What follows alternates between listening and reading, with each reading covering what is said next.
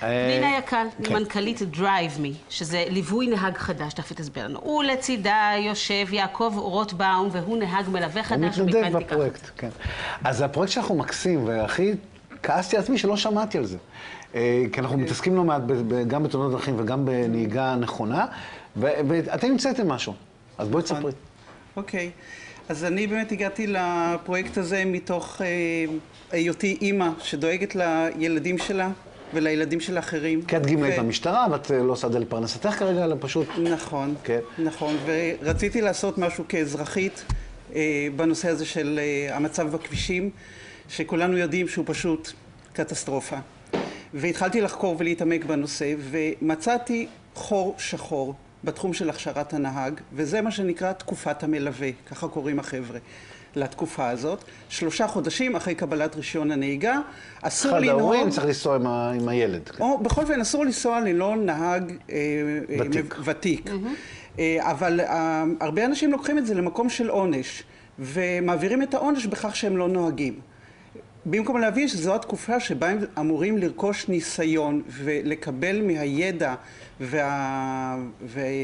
והיכולות של נהג ותיק ולנסוע וללמוד איך להתנהג בכביש, כיוון שמה לעשות, בשיעורי נהיגה אי אפשר ללמוד את הכל. ולכן הגעתי למחשבה שצריך לסתום את החור הזה. ואת החור הזה את סותמת בעזרת גם גמלאים, את גמלאית של המשטרה, וגם הגמלאים אחרים של צה"ל ושל שירות הביטחון בכלל. אתה אחד מהם, בתוך מה, הרי לא מרוויחים בזה מיליונים, מתוך מה הגעת לעבודה הזו? אני למעשה את התפקיד הזה עושה מתוך שליחות, והיות ואני גם מרצה בקורסי הנהיגה והרענון, אני ער לעובדה שחלק לא מעט מהנוער, שלאחר קבלת רישיון הנהיגה, אינו מודע לסכנות האורבות לו בכבישי הארץ.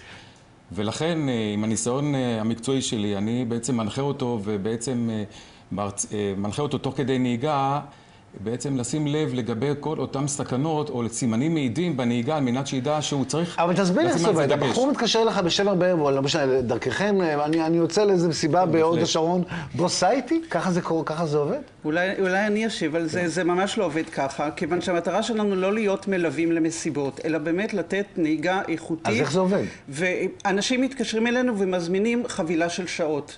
אנחנו מצמידים להם מלווה מאזור מגוריהם, ומאותו רגע באמת התיאום של שעות הנהיגה מבוצע ישירות בין המשפחה לנהג המלווה. בין המשפחה לנהג המלווה. כן. אני רוצה רגע להתייחס לנקודה מאוד חשובה, בהקשר למה שפנינה אמרה. המלווה המקצועי הוא בעצם איש מקצוע, והנהג עצמו רואה את הדברים האלה בצורה הרבה יותר חיובית. הוא מפעיל יותר שיקול דעת, הוא מתכנן נכון את הנהיגה.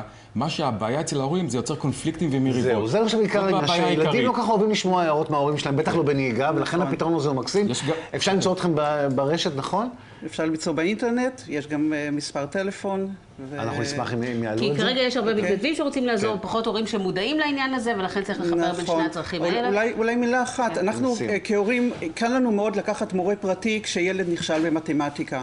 ופה אנחנו אומרים, אין מועד ב' בכביש. אל תיתנו לו להיכשל, כי כישלון כזה זה בדמים. וזה שילוב בין השניים, בין זה שיחליפו אתכם כהורים אם אתם עובדים ועסוקים, לבין איש שהוא מקצועי. אני רוצה להדגיש משהו מאוד חשוב. במשפט אחד. זה נותן תחושה של רוגע וביטחון.